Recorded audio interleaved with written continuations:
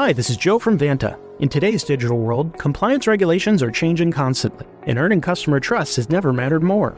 Vanta helps companies get compliant fast and stay secure with the most advanced AI, automation, and continuous monitoring out there. So whether you're a startup going for your first SOC 2 or ISO 27001, or a growing enterprise managing vendor risk, Vanta makes it quick, easy, and scalable. And I'm not just saying that because I work here.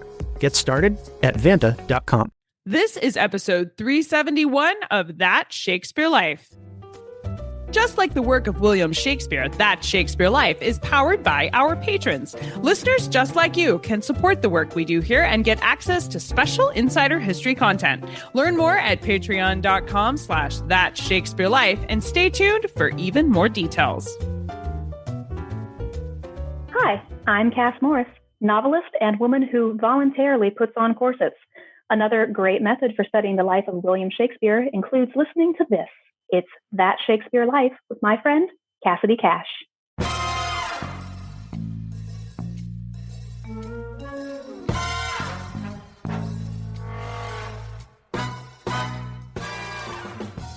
So the lenses were made of glass, and the spectacle frames could be made of all sorts of materials: bone, horn, ivory, leather, wood, and metal. Welcome to That Shakespeare Life with Cassidy Cash. Cassidy believes that if you desire to successfully learn or perform Shakespeare's plays, then understanding the real life and history of William Shakespeare himself is a must. That Shakespeare Life is the podcast that helps you go beyond the curtain of some of Shakespeare's most iconic works and explore the world of early modern England as Shakespeare would have lived it, learning from the writers, historians, and performers who know it best. And now, here's Cassidy. In Merry Wives of Windsor, Falstaff says, "The appetite of her eye did seem to scorch me up like a burning glass." Burning glasses were a specific kind of lens that allowed you to harness the sun's rays to create fire. They were a predecessor on the road to later lens construction that would mean convex shapes could be created, which led to prescription glasses. In Shakespeare's lifetime, a specific kind of spectacles known as aphakic spectacles were prescribed as a matter of routine in post-operative care for someone that had underwent a cataract surgery. Paintings from this time period show a variety of spectacles and eyewear that were used in this time period, and Shakespeare's plays themselves reveal the cultural impression of glasses and how they were perceived.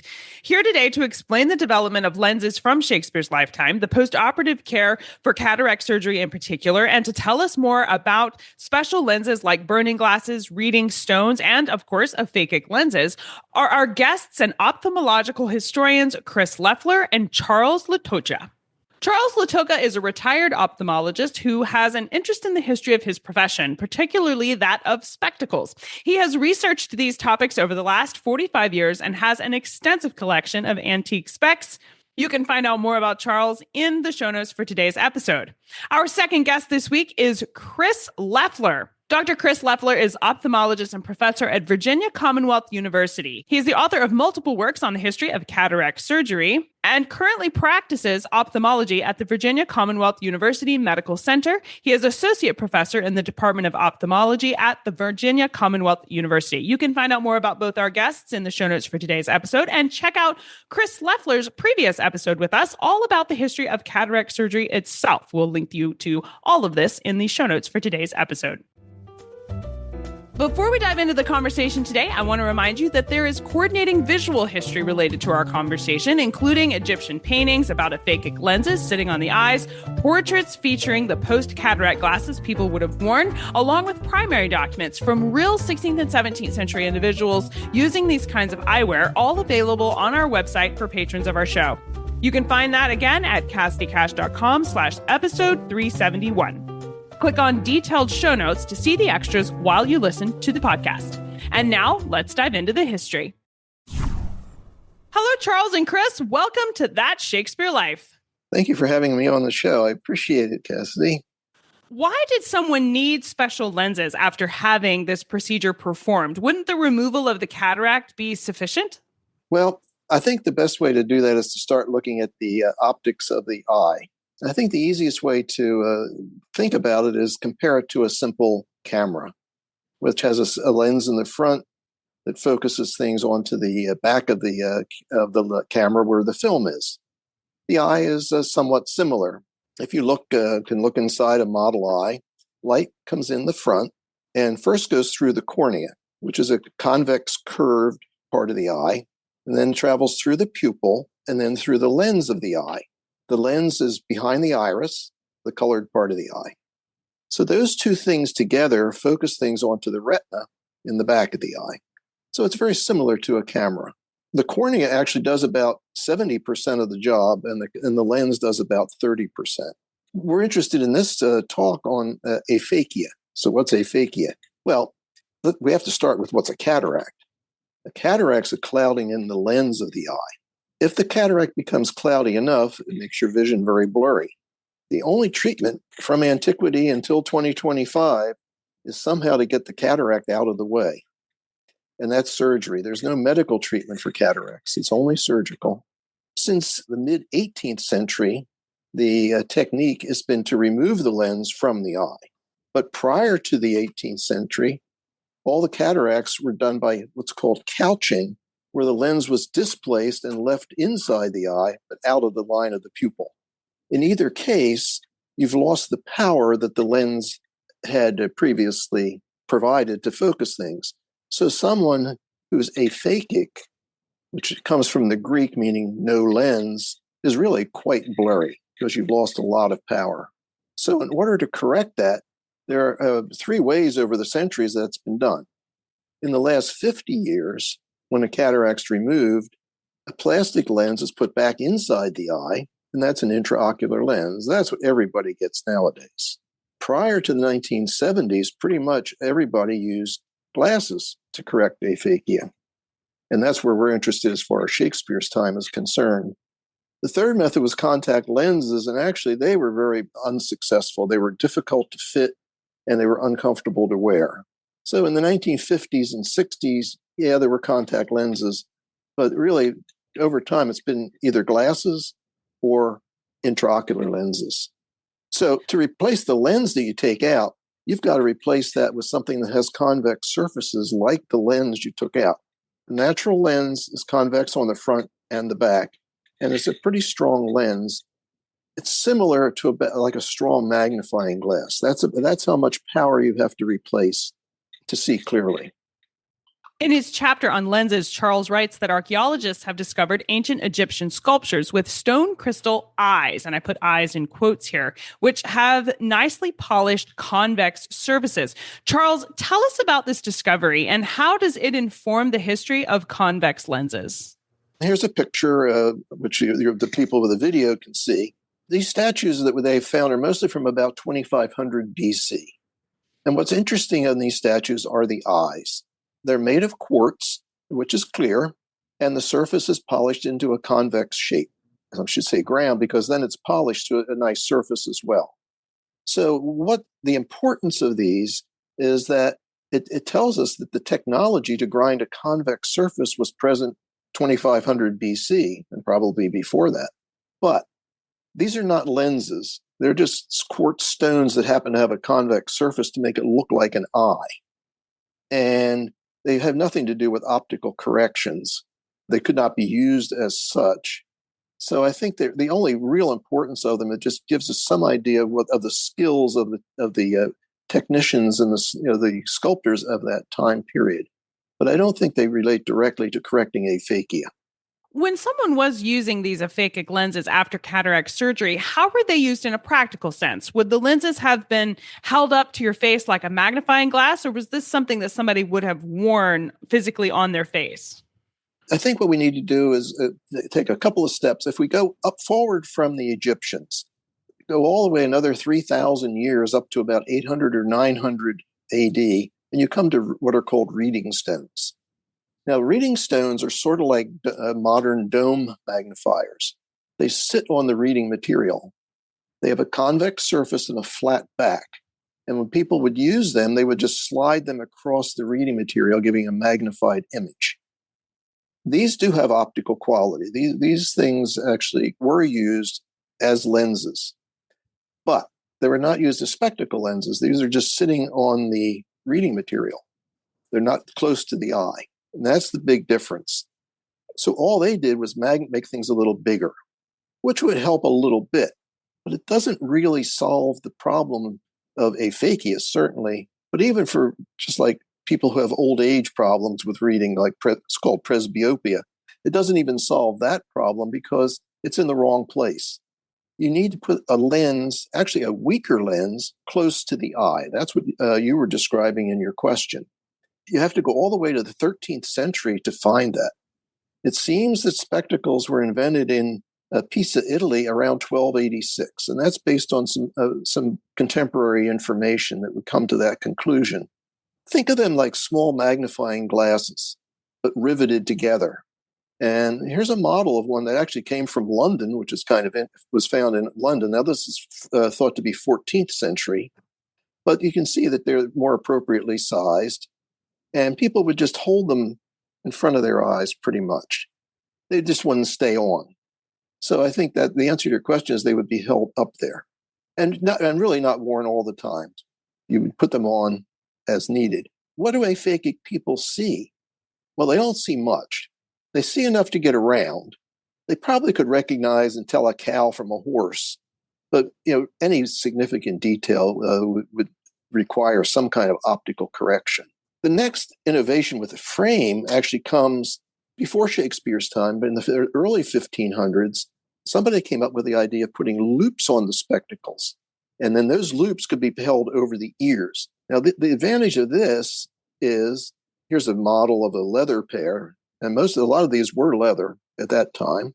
Now you have your hands free. You can turn the page of your book and perhaps do some crafts or something like that, and not have to hold your glasses in front of you all the time.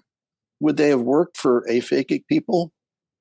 Only a guess. My thought would be, well, if you look at a modern aphakic lens, designed with computers and the best you can make, it causes a lot of distortions.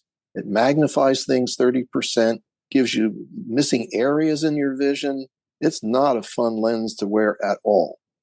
And the grinding techniques of the 16th, 17th century, even more distortions would have been there because the quality of the material wasn't there. So I think that an aphakic person in Shakespeare's time probably would have walked around uncorrected, very blurry, and when he wanted to see something, held it up in front of his eyes for that purpose, and then put it away again. I just don't think you could walk around with those things without tripping and hurting yourself. Sounds like it would have been an adventure for sure to try and get around with them. It would have been terrible, I think. As we're looking at the special lenses that were available, I want to know how and with what material they were made with. Chris, why don't you outline for us the history behind constructing these lenses? So the lenses were made of glass, and the spectacle frames could be made of all sorts of materials: bone, horn, ivory, leather, wood, and metal. Henry VIII had multiple pairs of spectacles. 10 were silver gilded, 2 were garnished with gold, 1 was made of horn. Also, in 1526, Henry Wyatt, the treasurer of the royal chamber, had silver spectacles. So all sorts of materials could be used for the frames.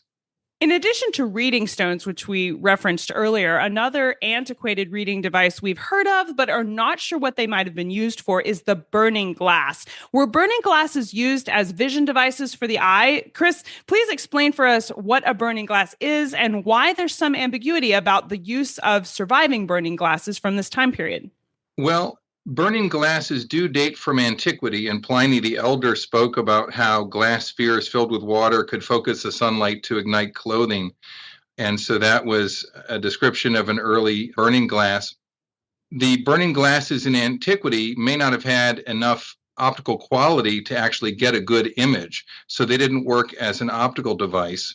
There were similar stones, polished stones, that could be used really from the Middle Ages onward to be placed on reading material to enlarge it. Burning glasses, as the original intention was to start a fire or to heat something, were definitely used in England, and Francis Bacon wrote in Novum Organum in 1620 about different experiments that one could perform with burning glasses. In 1582, a store in Italy went out of business, and it was an inventory of his remaining products that help inform the 16th century history of these kinds of lenses. Charles, tell us, what did this inventory reveal about the use of lenses in the 16th century? The store was in Naples. He went out, as you said, he went out of business. And he had purchased a lot of his supplies from, are you ready for this? A merchant of Venice. So that's where he got it. Well, anyway, the merchant of Venice sued him because he wanted to get some compensation for this guy going out of business. And he had to take an inventory. And so in 1582, among the items in his shop were so-called cataract lenses and half cataract lenses. And there were quite a few of each. If you go up to 1623, that's when the first book on the correction of visual problems was published. And in that book, which was published in Spain, they talk about cataract glasses and half cataract glasses. A typical aphakic patient needs about 12 diopters of correction to see clearly in the distance, actually about 15 diopters to read. So you need stronger lenses for close work. In that book, they talk about cataract glasses as being 12 diopters and half cataract glasses as 6 diopters. So we know that at least by the early 17th century, they definitely had glasses of the proper power to be helpful to these people. The other interesting bit of information is a portrait. This portrait was done in 1592 or so. And he's holding glasses in his hand, a little hard to see. But if you look at the glasses, they have reflections off the surface. The artist was an 18-year-old girl, and she put incredible detail into her work. Those are dark. I mean, they look like sunglasses. They do look dark in the painting. And, well, there are a couple of reasons for that. They used quartz and glass at that time. Glass was never really clear. It almost always had a greenish tint. It wasn't the quality of modern glass. So that's probably a pretty faithful representation of probably a greenish discoloration from the glass that the lens was made from. But what's interesting, she has reflections in there, and you can do mathematical calculations and figure that these are about 14 diopter lenses. So I think we actually have artistic evidence for aphakic glasses being around in the 15th century.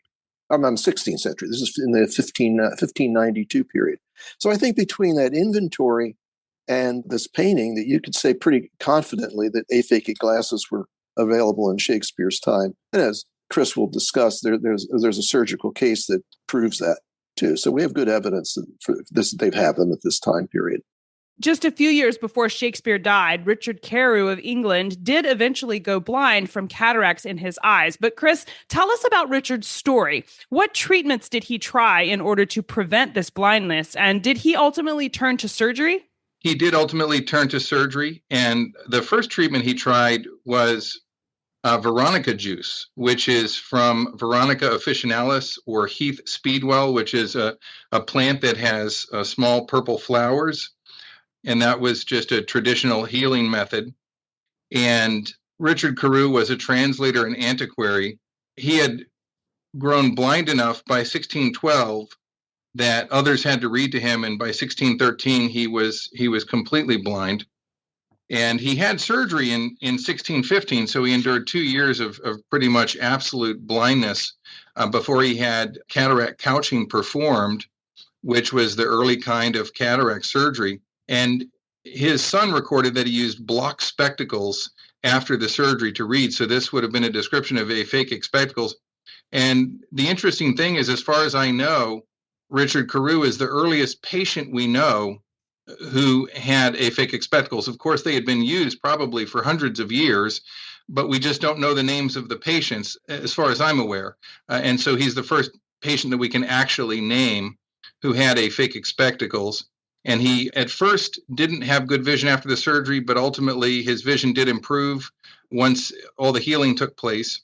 And he remained with good vision for the remainder of his life for the subsequent 5 years from 1615 to 1620. Now, you've mentioned that this technology did exist for years before. So tell us about how it ultimately came to England. Were these lenses we've been discussing the standard aftercare procedure for cataract surgery in the 16th and 17th century? Well, aphakic spectacles are similar to regular spectacles. They're just a higher power because the person's crystalline lens is not in place. Spectacles in general arrived to England by trade from Florence and Venice at the end of the 1300s. There were some luxury spectacles described in wills as early as 1416, and then more moderately priced spectacles described as early as 1463. Glass blanks were imported from Holland in 1428, so they must have been able to locally fit them to frames. In 1480, substantial numbers of spectacles were imported from Flanders and Holland. There are some early spectacle makers who were described as Dutchmen in Southwark near London in 1441 and 1448. They were manufacturing glasses in England by that time. The Worshipful Company of Spectacle Makers was chartered by Charles I in 1629.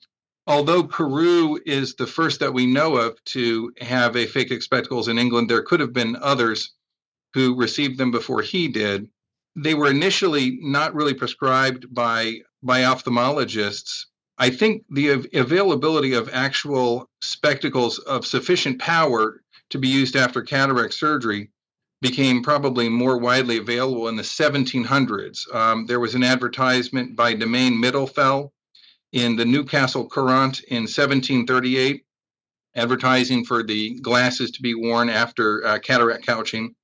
And then in 1786, we find Jean-François Pellier, who was a French eye surgeon who was practicing in England and Scotland, actually had spectacles with him that he would sell, and he actually had specifically the glasses that could be used after cataract surgery. So who was it that prescribed these kinds of lenses? I mean, we didn't have the formal ophthalmology that we think of today as a science specialty for Shakespeare's lifetime. So where did someone who thought they needed this set of glasses go to get them in Shakespeare's lifetime? Right. The cataract surgeons of that time were poorly trained. They were really just technicians. They had no scientific knowledge of the eye. Really, I don't think they knew any of the optics of the eye exactly. The theory, they didn't understand optical theory at all. They were just pushing cataracts out of the way to give people clearer vision. And so people would go to opticians.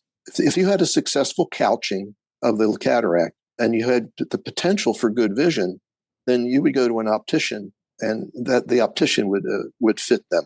That practice continued actually well into the 19th century, which is kind of interesting. Cataract surgeons were certainly better trained in the 19th century than in the 16th century, but they had no interest in this until really the late 19th century. So that's been, until relatively recently, the way the correction would have been prescribed. Well, if we want to explore this history further, what are some resources or recommendations you can point us towards that will be a good place to start for exploring this history a little more?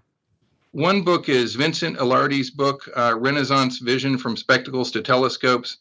And then, of course, there's two chapters in our book, A New History of Cataract Surgery. One is the chapter by Dr. Letocha, specifically on aphakic spectacles. And the other is the chapter on cataract surgery in the British Isles, both of which are found in the first volume of A New History of Cataract Surgery. I would have to agree very strongly with Chris. I like Dr. Ilardi's book, and I like Chris's new book about cataract surgery. So those are detailed books, but if you really want to get into it, they're the two I would recommend. We ask everyone this next question here at That Shakespeare Life, and that's, what's the one book you would take with you on a deserted island? My friends in England tell me I'm supposed to allow you the complete works of Shakespeare and a copy of the Bible, so your choice is in addition to those. And since I've been told that the original Desert Island Discs show, which this question is based upon, also allowed you a luxury item, I have started allowing our guests to choose a luxury item to take with them as well, so you may choose that if you wish. So I would like to take Gödel Escherbach by Douglas Hofstadter. I think that's an excellent choice. Well, I think an encyclopedia would be good for what I like to do detailed research. So I think an encyclopedia would be something I'd like to have along. Not quite as good as the internet, but maybe second best. Next best thing, if you're wanting to research a wide range of stuff, I think that's a good choice. So What's next for you? What are you working on now that you're excited about? Well, we did the history of glaucoma and a new history of cataract surgery. So now we're working on a book about the history of the retina. I do a lot of minor research on the history of glasses. That's my hobby. The current one is actually kind of interesting. I was reading an old article from the 1950s, and they showed a painting by Lucas Cranach, so perfectly right in Shakespeare's time period, of Christ and the Adulteress. And it showed a fellow standing off to the side, holding a pair of glasses up, looking at the scene. The conclusion of this article, this was a published article, was that this showed that glasses for nearsightedness, because he was fairly far away from the scene, were available in the early 1500s. So I said, great. Well, they had a lousy reproduction of the painting in the article, so I went to the internet to get the modern. I just wanted to have it, and so I go, and the guy wearing the glasses wasn't there. If you go to the current way, it's hung in the same. It's in the same museum in Munich, and he's missing. You see the center scene, and he's gone. So I said, well, what the heck is that? Yeah, exactly. Yeah. So where is he? The art historians have researched that. And it turns out that this particular painting in 1912 was cut down in size. Now, why would they cut down an old master painting? Well, it had actually been increased in size. So the way we see it now is the way Cranach originally painted it. A century after he painted it, some other artist came along and enlarged it and added the figure holding the glasses in front of his eyes. In 1912, they realized that this had been overpainted and enlarged, and they cut him out. And so he's gone. Trying to fix it and turn it back to the original. The original. So then I said, well, gosh, in the history of eyeglasses, there are three things we rely on: written records, original, contemporary at the time, art, which is actually the mainstay, and specimens, but they're hard to date. So a lot of the history of eyeglasses has been based on art. So I'm saying, well, gosh, how many other paintings have been modified that we're concluding incorrectly? I've only been able to find a couple more. There's one in the Library of Congress. The book was a 15th century book, and the Library of Congress feels that the painting of the guy wearing eyeglasses was put in the 19th century to make the book more saleable. There's one other one. So I found three. But I asked some art historians and art restorers, and I said, how common is this practice? And all of them said, not common, but well known. And so if you go to an art museum, probably, a few percentage of the paintings you're seeing were not what the original artist intended. And I just thought that was kind of interesting. So that is fascinating. I'm going to question everything now. Yeah. Well, that's the point. And that was my conclusion. You have to question everything. It just makes you think a little bit. Glasses themselves, since we're talking about glasses, the Chinese make excellent reproductions. So if you're buying on eBay glasses that are coming out of Hong Kong, be very, very careful. Okay. They could be genuine. Again, question it. We have a long-standing belief here on That Shakespeare Life that good questions always lead to more questions. So it seems like even in the art world, it's always about finding new questions to ask. Well, thank you so much, Chris and Charles. We have really enjoyed diving into the world of lenses and aphakic lenses, learning more about how cataract surgery was handled and post-operative care for Shakespeare's lifetime. This sheds a light on a really fascinating slice of the 16th and 17th century. I appreciate you being here to share this history with us. All right, bye-bye. Bye-bye. All of the recommended resources that Chris and Charles have shared with you today is organized into a helpful, clickable list of properly spelled and detailed, organized list of resources. They are all available at CassidyCash.com/episode 371. If you'd like to dive into this history and start researching it further, it's also a great place to learn more about Chris and Charles and their work if you'd like to see that. And don't forget while you're there to click on the detailed show notes link to sign up as a patron if you'd like to see the insider extras. If you love the history you learn about here on the show and you'd like to go one step further to try out some of the games, recipes, and crafts straight from the 16th and 17th century, exactly like what Shakespeare would have had in his lifetime, then consider joining Experience Shakespeare on Patreon. There you will find a library of digital history activity kits that let you try out card games, cook up special recipes, and even complete crafts like 16th century paper. Each kit comes with connections to Shakespeare's plays, along with a video tutorial supply list, and of course, detailed instructions that let you complete these activities at home with items you may already have around the house or can easily find at a local market or store. Experience Shakespeare is a great place to cook, play, and create your way through the life of William Shakespeare. Find out more and get started today at patreon.com/thatshakespearelife and click on Experience Shakespeare. That Shakespeare Life is researched and produced by me, Cassidy Cash. Our audio engineer is Gary Mayholm. That's it for this week. Thank you for listening. I'm Cassidy Cash, and I hope you learned something new about the Bard. I'll see you next time. Bye-bye. Thank you for listening to That Shakespeare Life. As always, the best conversations happen after the episode over at CassidyCash.com. Become a part of a vibrant Shakespeare conversation by adding your voice over at the website. Until next time, remember, when you want to know William Shakespeare, you have to go behind the curtain and into That Shakespeare Life.